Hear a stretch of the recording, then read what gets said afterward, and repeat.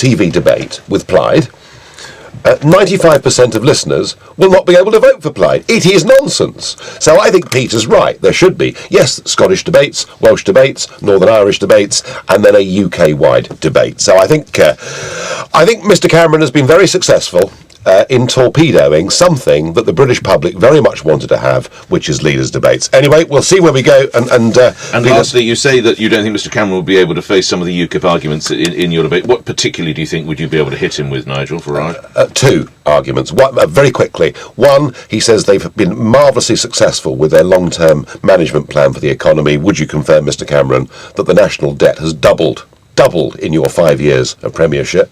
Quite tough to answer that, really, isn't it?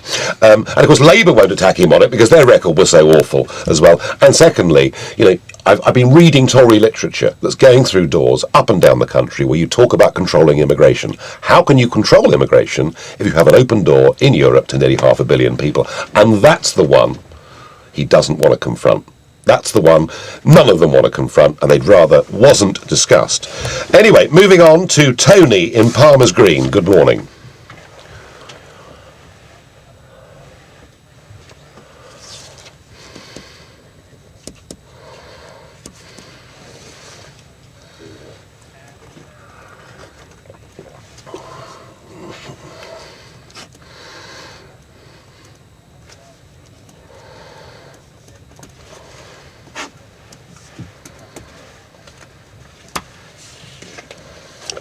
Okay. Okay. All right. Right. Tony, hang on the line. You will come back to it. Firstly, we have for years talked about upper limits or caps, but everybody's talked about caps, and frankly, the concept of caps, I think, has been somewhat devalued. And everyone talks about caps rather than talking about policy. So what we tried to do this week was to talk about policy, although the media are obsessing with caps, which is a bit frustrating.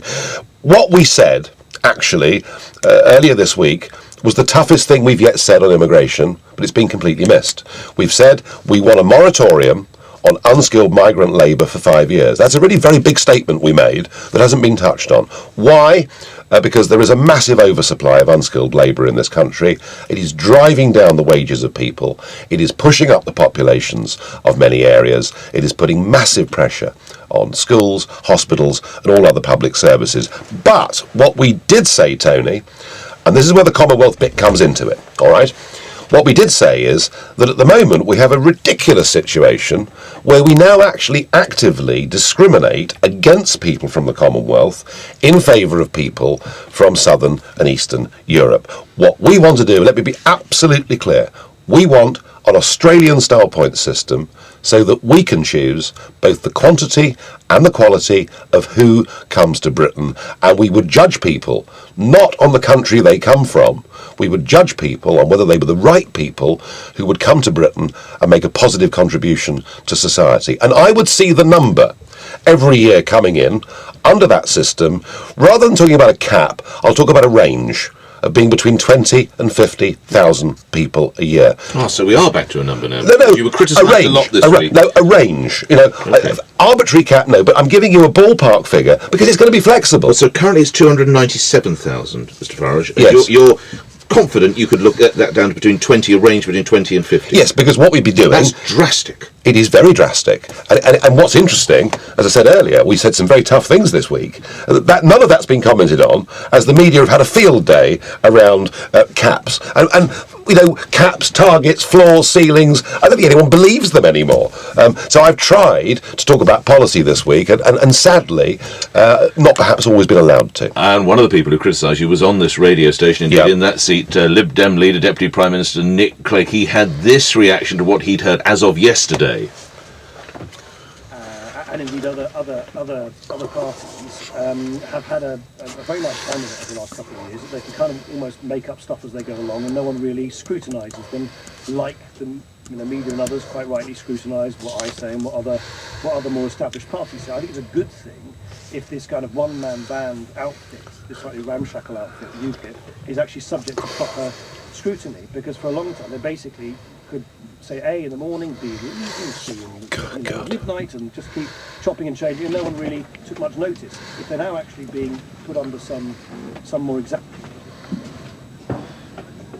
Well, you run this one-man ramshackle. Well, yes. Look, I'm trying in this general election campaign not to return insults of any kind and to try and turn the other cheek, which, after years of tearing chunks out of people in the European Parliament, is a tough discipline. All I would say to Nick is that when it comes to inconsistency on policy, the Liberal Democrats are absolutely at the top of the tree, as they flipped and flopped and chopped and changed on everything over the last few years. And Nick says, I've had a nice time of it, talking about immigration. I tell you, Nick, who's not had a nice time of it, ordinary, working, decent British families who have seen their wages compressed over the course of the last few years, their waiting times at accident and emergency go up, and in some parts of the country now, virtually no primary school places for their kids.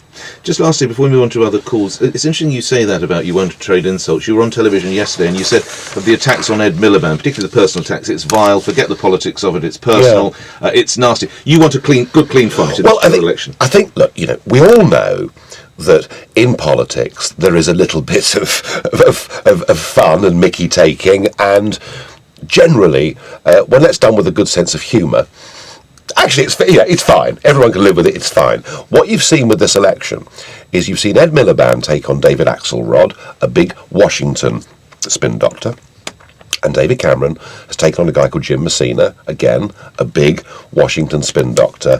And in America, and I don't, whether listeners have ever heard or seen any of this, in America, the election campaigns are dominated by radio and television adverts, which mercifully aren't allowed here, which tell you that the opposition candidate is a drunk and a womaniser and a ne'er-do-well, and it's all negative campaigning. And what I'm seeing in this election is the influence of these big American advisors, and it's becoming, I think, the most negative, nasty, and personal campaign I've ever seen. I don't want to rise above that. I don't agree with a lot of most of what Ed Miliband stands for, but he's a perfectly decent human being, and I think for him to be just attacked personally day after day after day, how is that taking us forward in terms of having a national debate? And I'm going to do my best over the next 60-odd days to rise above it. All right? Where do we go now, Mr. We Farage? now go to Nick in Sheen. Good morning. Good morning. Good, thanks. Okay, that's fine. I'm relaxed, you know.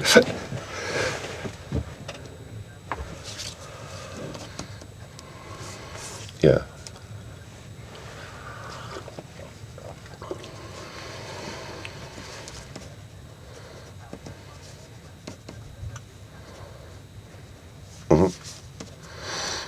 Yeah, no, we have in the past said that we would cap child benefit to 2 kids, and I expect that when our manifesto comes out that will be the same. However, what we will do in terms of the family is talk about transferable tax allowances. And if the limits of those are upped, then what you will find actually is that mothers or fathers that stay at home for the first few years to help the children will be able to benefit by the transfer of some of those unused tax allowances, and that is perhaps the biggest thing that we will do and say for the family. I'm hedging a little bit, Nick, because we've still got 60 days to go until this election, and I don't intend to release our manifesto until well after Easter, because I do actually think, apart from this campaign being very negative, I also think the public are getting quite...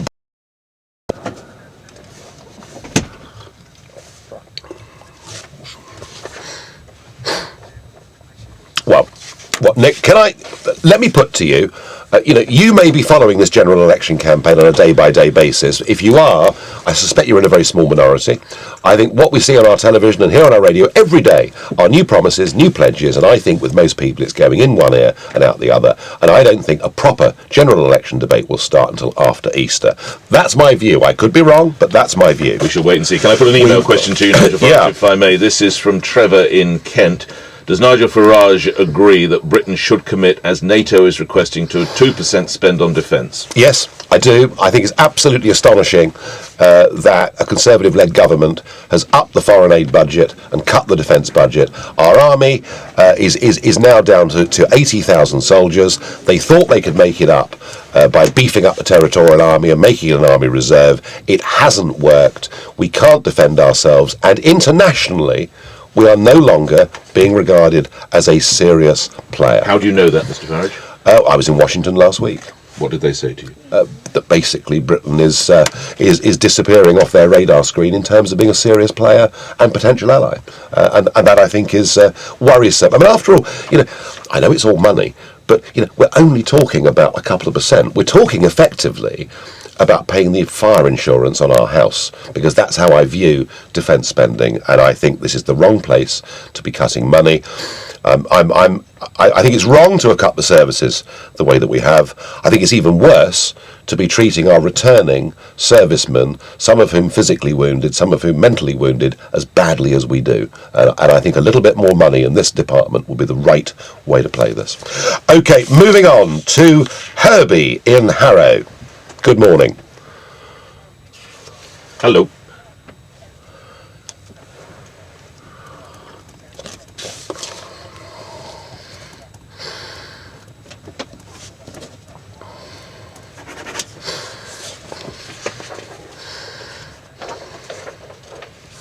Well, there appears to be a docudrama every single week on a different channel, some of whom have painted me out to be one of the greatest monsters that's been seen in global politics for the last 100 years. I mean, all I can say, Herbie, is the last one, where they found all sorts of people who claimed to be Ukip supporters, and they were looking for, the most eccentric, outrageous people they could find. You could do that with any political party. You could go out there and find Labour and Tory supporters that were absolutely crackers. All I can say is this: I take all of this as an absolutely tremendous compliment. We are rocking the establishment back on their heels. They're scared. They're fighting back. Do you know what we're going to do, Herbie? We're going to ignore them and carry on doing what we're doing. Quick response, Herbie. No.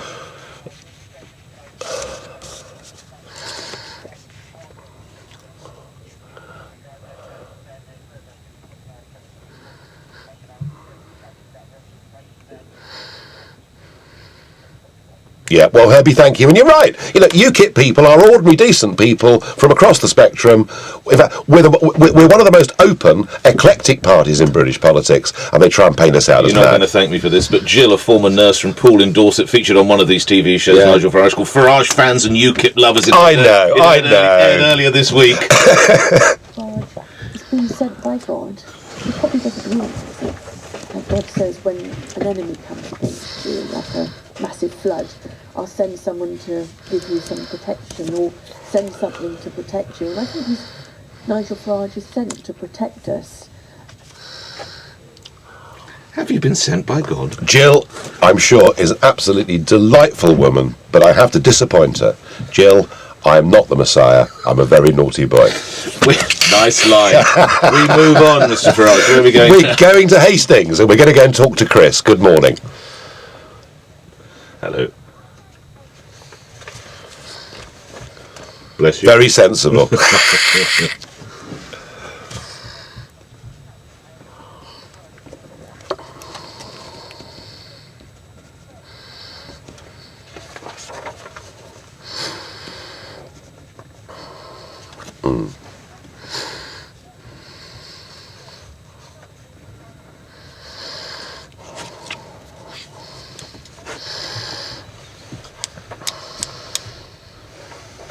Well, that's right.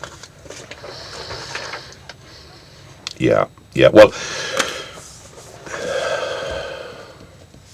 briefly, if you would, Chris, go ahead. Yes.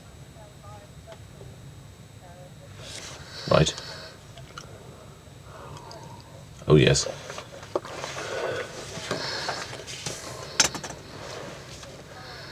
Right.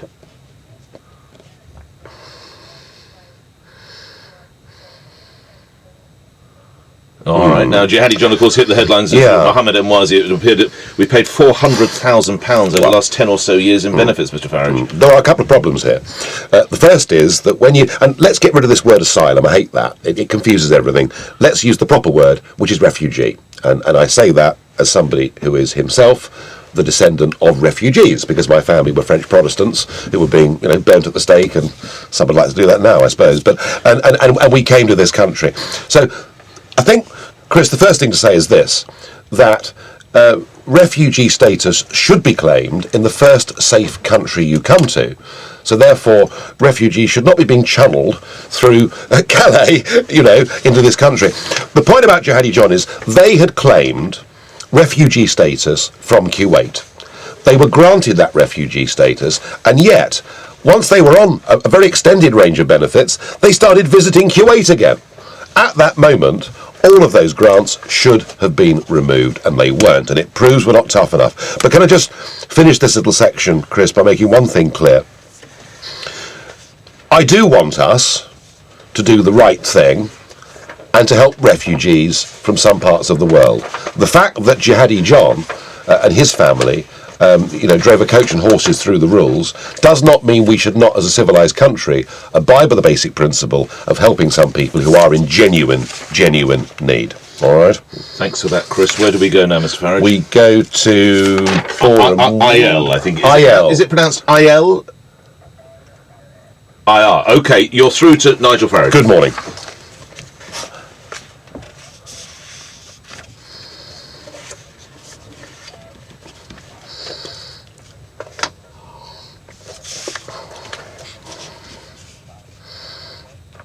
No, it didn't. Look, I have spoken on this issue.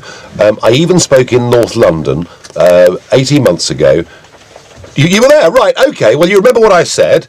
I said that we looked at this whole issue of Shikita, and that one of our MEPs, who was a farmer, went to visit a Jewish slaughterhouse to see how this was conducted, and he was highly impressed with the way that all of this worked. And I said to that meeting, and I don't break my promises, that I would defend the Jewish community's right to use the Shikita method, and I will do so. What happened was, in a wider debate about animal welfare and animal issues at a national executive meeting of Ukip, there was a majority in the room on that day, who felt that we needed to go down the route of pre-stunning.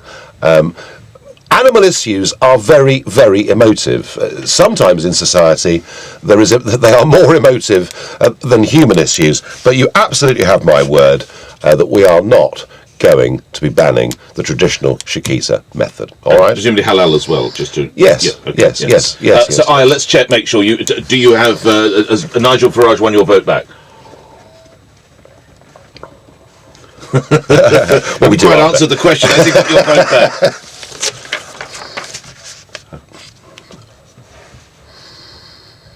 Yeah. Well, they have failed, haven't they? Don't forget, it was going to be tens of thousands a year, and it was 300,000 last year. Well, spoken like a true UKIP member. Well, UKIPper. Do you like the word UKIPper or not? I've got no problem with it at all. Okay. Absolutely none. Spoken like a UKIPper. Thank you. We move on, Mr. Farage. Brilliant. And we go to Sharon in Slough. Good morning. Hi.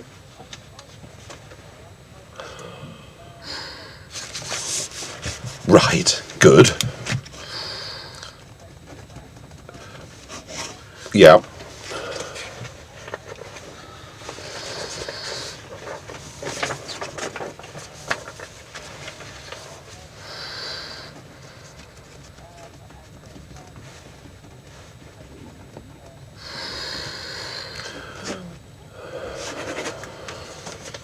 Right. Well, no.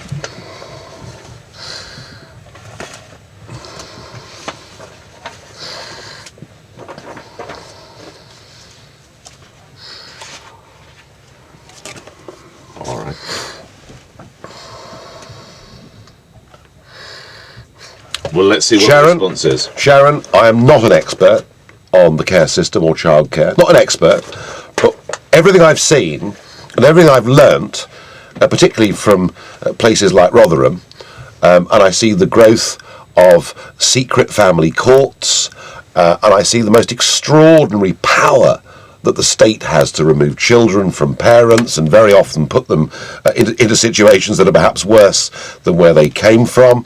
When I see that a loving couple who wanted to adopt a child the other week were told they couldn't because the chap had smoked an e-cigarette. I genuinely, Sharon, wonder what has happened to the whole of our childcare services and provision in this country. My own view is most certainly we have to end these secret family courts. I think it's just too much power, frankly, in the hands of the judiciary and the state. And every week that goes by now, we hear about. I mean, it was Oxford this week, wasn't it? We hear about sexual abuse. 350 girls over 15 years. And Rotherham was 1,400, and we remember Rochdale. And this story seems to get worse and worse and worse. All I can say is that in Parliament, one of the things that I will campaign for if I'm successful, and I get there, is for us to have a proper, open, public review of childcare services in Britain, with the view to having a completely wholesale reform of something that clearly is failing a lot of children. Who would you have chair that? How would you insert well, that? You're right, because we just had a massive row, to try and choose somebody to get involved with the inquiry over potentially awful problems in Westminster. I haven't got the answer to that, no. and I don't pretend to have the answer to everything. And when the inquiry, as you probably saw into the events in Oxfordshire, says that the high proportion of Pakistani males involved in the grooming, this, as they say, quotes, needs to be addressed, close quotes. How is that addressed in your view, Mr. Farage? By ending political correctness and cowardice. What we've seen in one or two of these instances are childcare services and politicians at local level, and one even admitted at national level, that they decided it was better not to listen and to turn their heads away rather than to engage themselves in a process that might lead them to be thought to be racist. And that has to go out. We've got to stop this.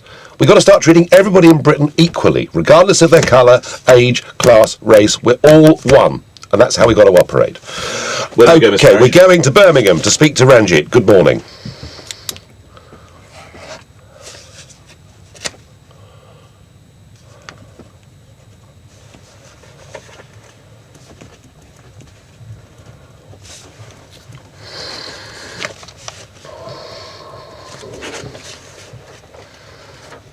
Yeah.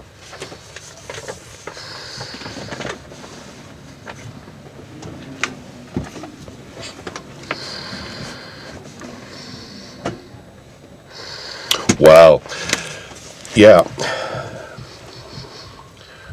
No, you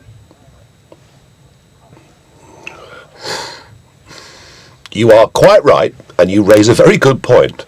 The one sector of young working class people who have been affected by this more than anybody else are the young black population, particularly in London, who has found themselves displaced, and we've actually seen youth unemployment rates amongst London's black community in some pockets as high as 50%. There is a massive problem there, and you're right, Ranjit, they are part of the left behinds as well, and I want to re-emphasise what I said to the last caller, that it is important that we view us all as being one, regardless of what colour we are. And if I can make that black community, and they are beginning to come to Ukip, they are beginning to attend our meetings and listen, if I can make them understand... What would you say to them? All the demonisation. You know, I mean, Herbie earlier talked about the programmes, you know, as if I was going to deport everybody, you know, that hadn't been here since 1850. I mean, quite extraordinary level of demonisation that's going on, and we are an open, tolerant, inclusive party. Our conference in Margate last week was the most eclectic mix of people you could ever see. And I think once we get through that prejudice that people have about us, that they've been, that many parts of the media want them to have, then I think they will be voting for us and joining this call. You know, and Ranjit actually put his finger on it, that actually the life chances of working people have been done down by mass open door immigration. Can I just take you away from politics for 1 second, Nigel Farage? I'm sort of heard in the news that Harrison Ford mercifully has supplied. I know, I saw that. Yeah, and it seems he's actually did an extraordinary act in bringing the plane down almost in one piece. Yeah. A few years ago, that was you. What goes through your mind when you realise the plane sliding to the ground? Whenever I see a plane crash on the television, it sort of fills me with a little shiver down the spine. What goes through your mind? Well, in my case, to begin with, fear and thoughts whirring through your head at a speed that you can't imagine. And then towards the end of it, as the ground rushes up, in my case, a sense of resignation and a crossing of the fingers and a thought, if this is it, let's hope it's over quickly. He survived. He's a serious condition, but he hopefully will make a recovery. We've got time, I think, for one more. We do, and we are going to Mitchell in Norwood. Hi.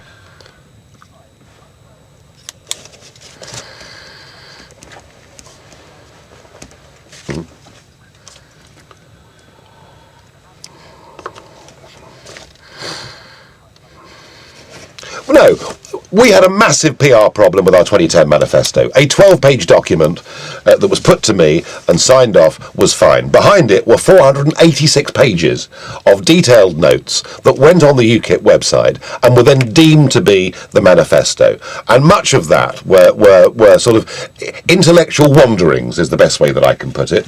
That's why I called it drivel. You signed off on it then, Mr. Farage? I signed off on a 12-page document. I did. You're absolutely right. I wasn't leader of the party. I was leader of the MEP group. I was presented with a 12-page document that I was very happy with, and I would sit here and defend every one of those policies here today. What I did not know was that people playing academic games behind the scenes had loaded up the website with the longest manifesto. It's almost as long as War and Peace.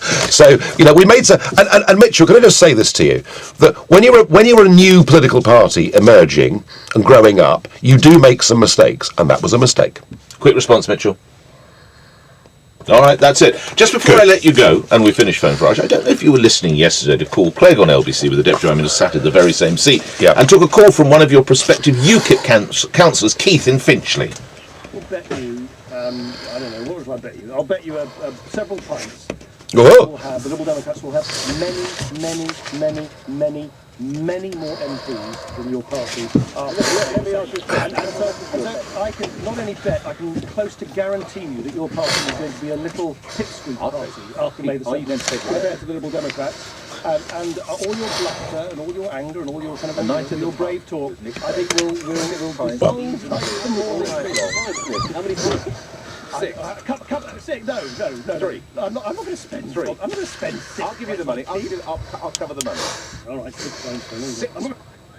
Well, a pipsqueak party, Mr. Clegg. How many MEPs have you got, Mr. Clegg? 1. We got 24. Look, I think it's encouraging. Are you going to join my round? I think it's encouraging that Nick Clegg is clearly learning and has decided that pub politics is the future.